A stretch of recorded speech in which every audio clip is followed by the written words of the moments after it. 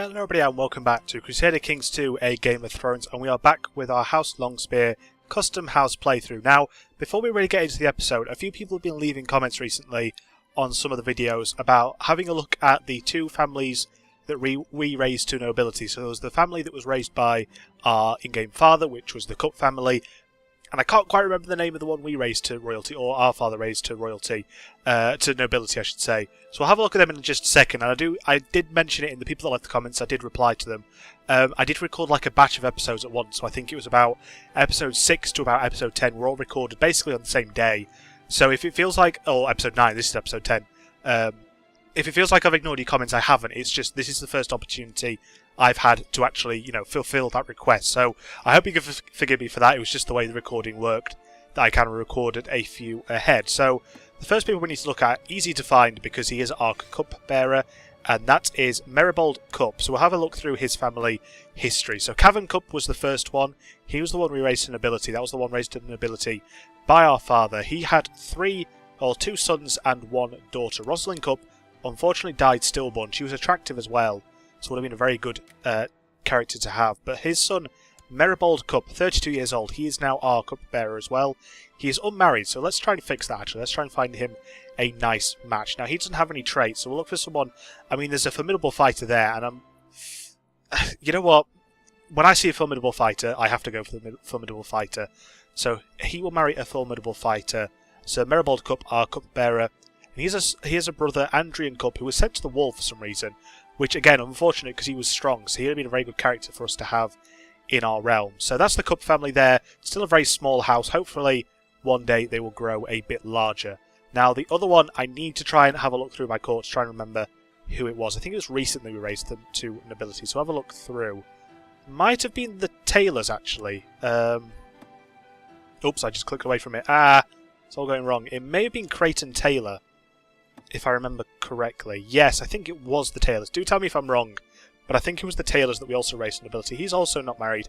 His first wife died, so let's have a look for another marriage. I mean, there's a number there, and again, when I see a strong character and a number, they're coming to my court. That's just the rules.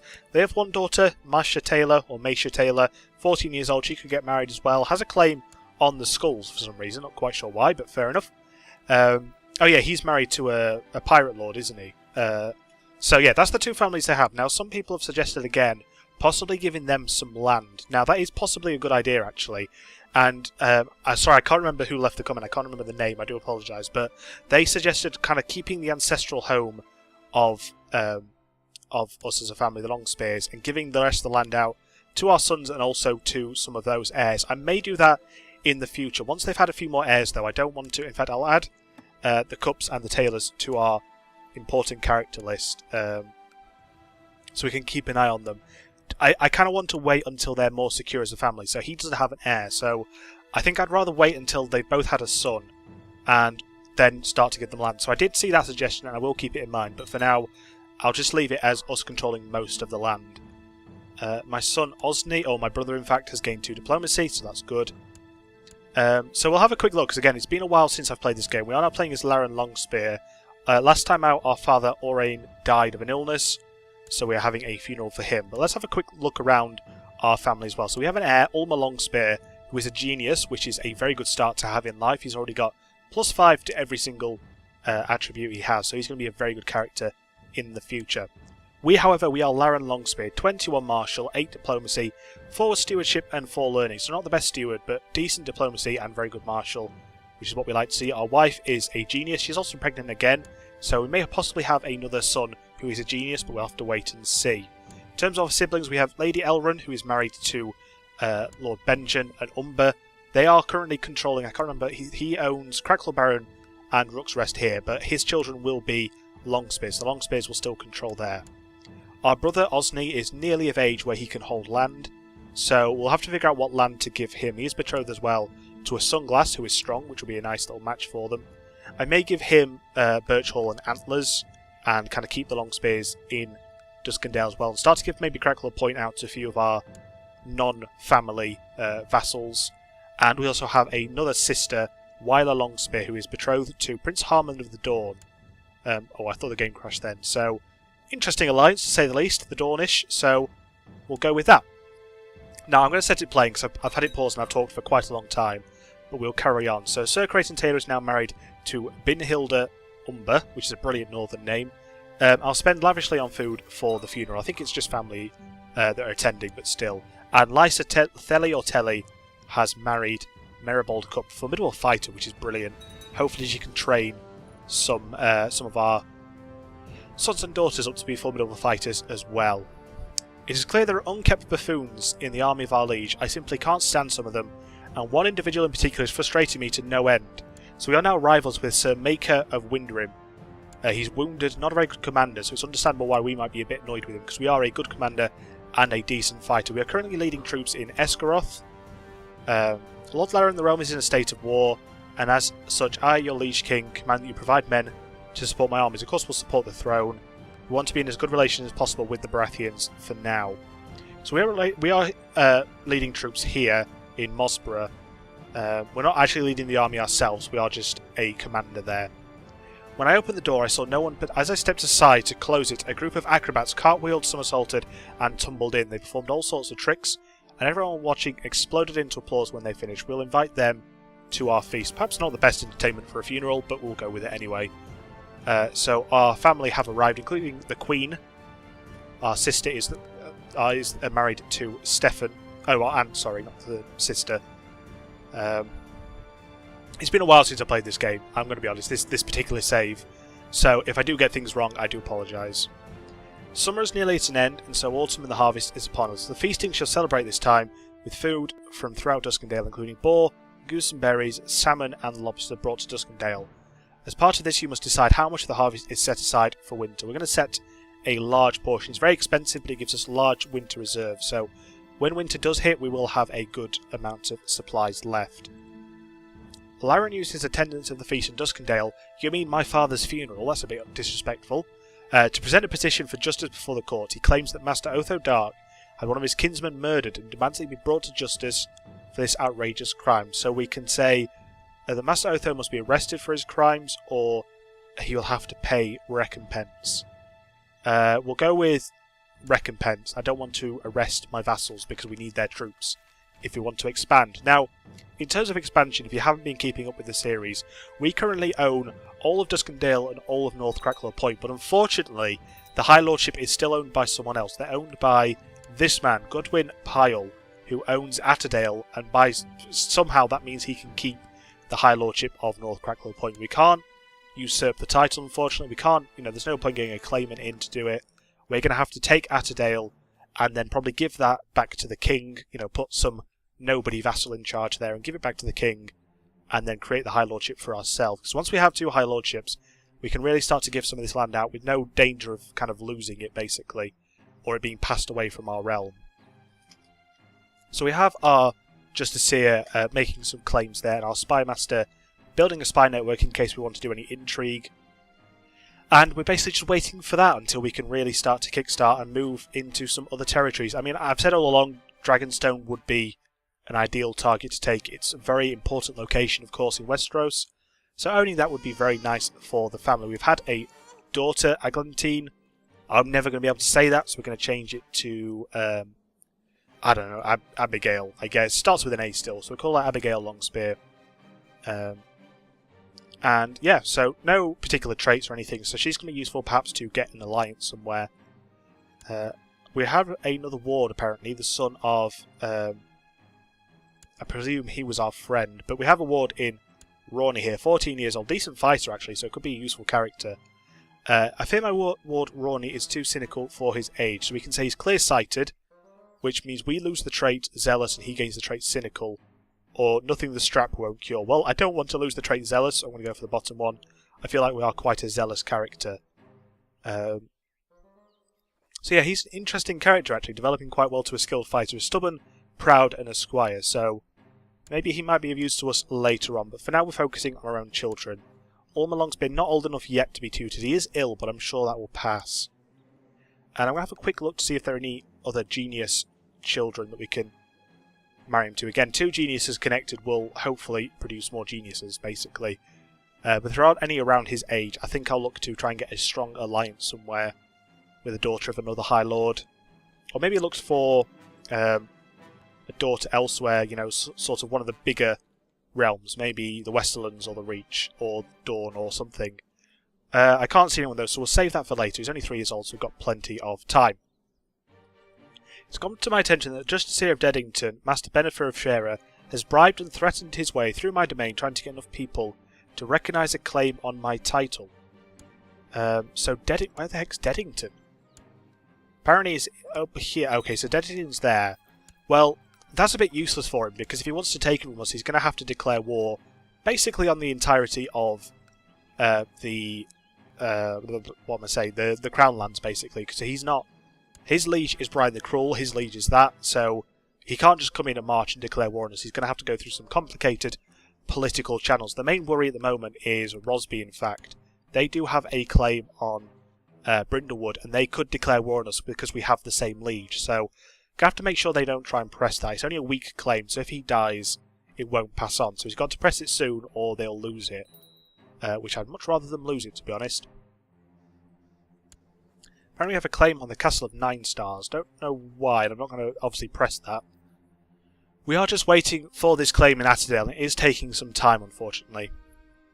I called my young ward Benedict, torturing a rat behind the stables today. Well, that's not very nice, Benedict, is it? He's the son of Master Arland, who is my friend. We'll try and talk to him about kindness, see if he stops being cruel. He did stop being cruel, but he did become kind, but still, not being cruel is better. Don't want him being disliked by people. So we're still waiting for a few more troops as well, so the longer this takes, actually, the more troops we'll have to take it easily. Lord Laren, my courtier Bannon has died and you're humbly invited to the funeral. I shall attend. Why are you having a funeral for a courtier? Who's Bannon? I don't even know. So our cousins are actually the heir to the throne here. Prince Crescent is our cousin and will be the next king, so quite useful that we have that little connection between us and the king. I feel like it's helped us so far, because they haven't told us to stop wars when we've gone to war, apart from the first one where they killed our grandfather. But that was King Stannis, so that's understandable. But yeah, it's been a good playthrough so far. I think this is probably one of my favourite saves that we've done so far. Made a lot of progress in this one. Compared to, say, you know, the Clegane playthrough, which has been a bit slow, or the Bolton one, which was kind of... we didn't really have to do much, it kind of all fell into place. This has been a lot more about fighting our way to the top, so I've enjoyed it so far. Wars have now ended, so we can return home, and hopefully that will speed up getting this claim on Atterdale as soon as possible. And as soon as we get that, we're probably going to declare war. My brother died. Osney Longspear was slain by Goran Harlaw, one of the Ironborn. We're going to have a small private funeral. He didn't really achieve anything. I'm not quite sure why that happened.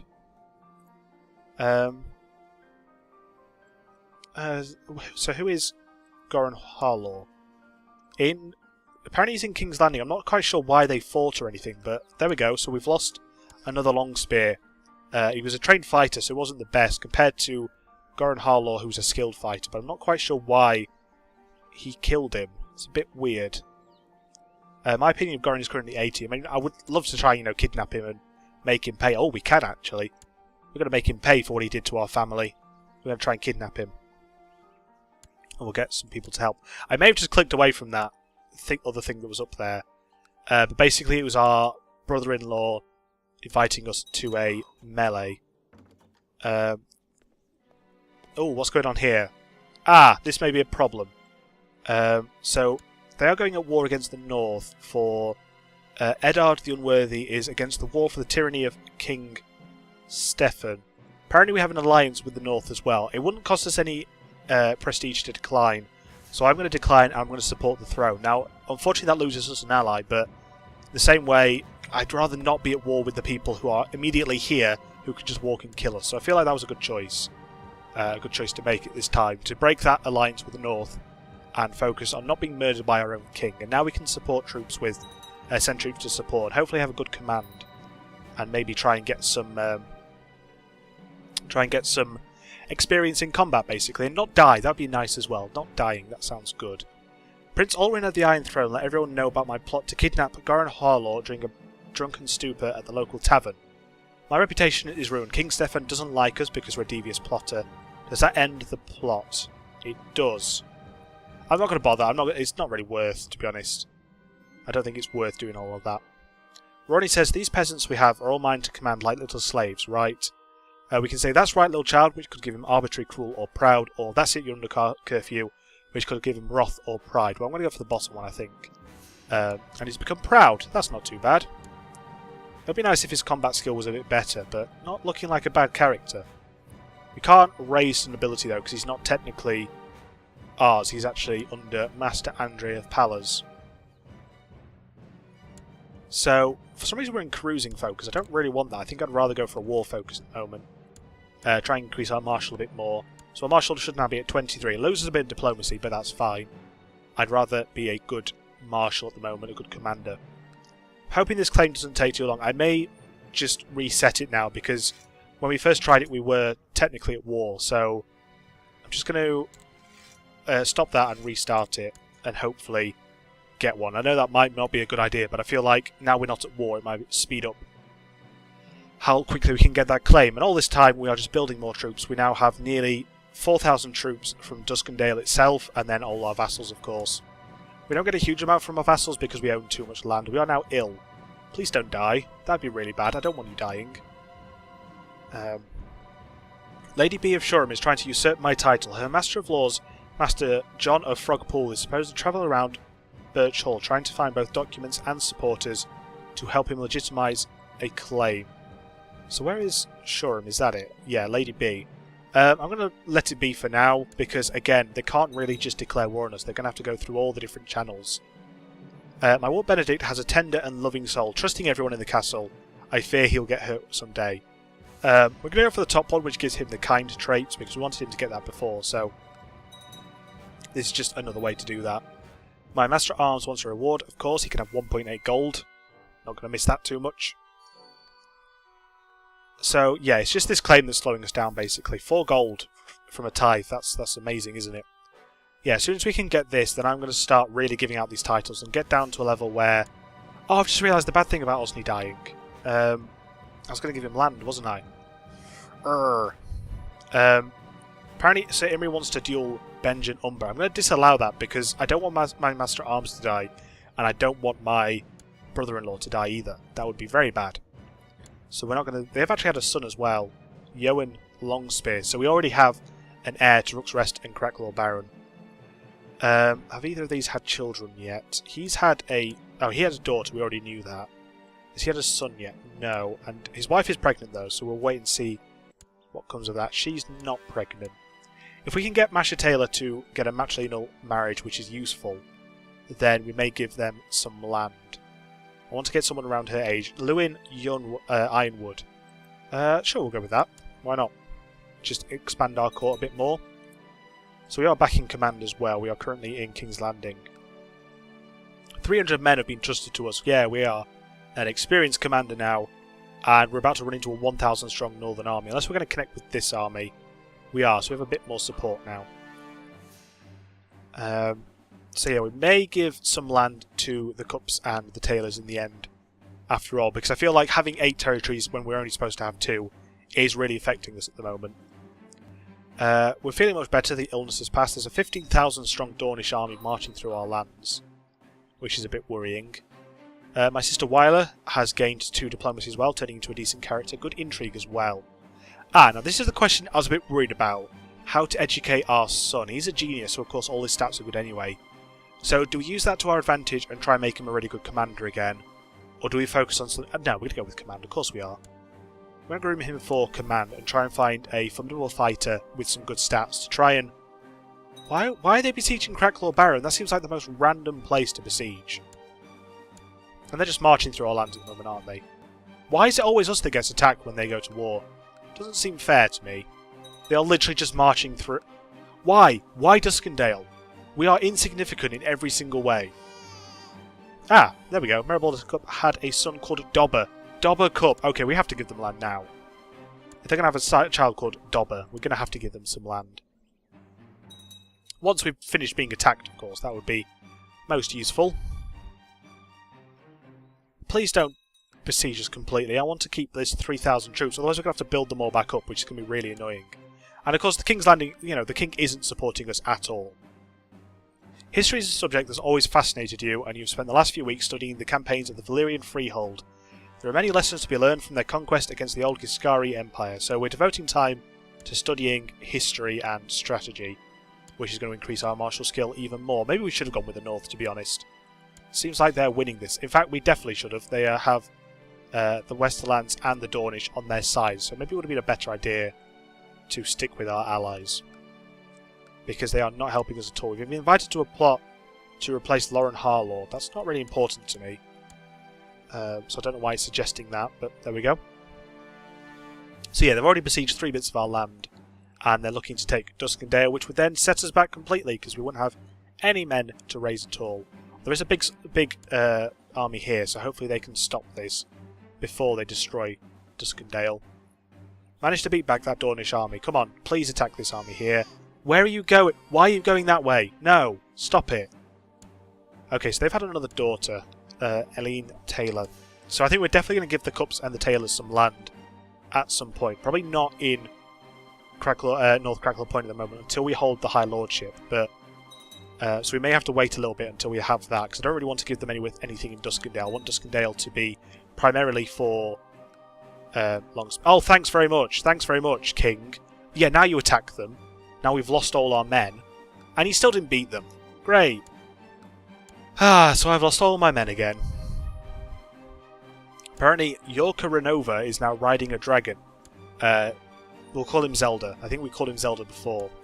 That's a good idea, actually. Let's have a look at the dragons and if there are any dragons still left. So there's a dragon rider there, and apart from that, there aren't actually any dragons, interestingly enough.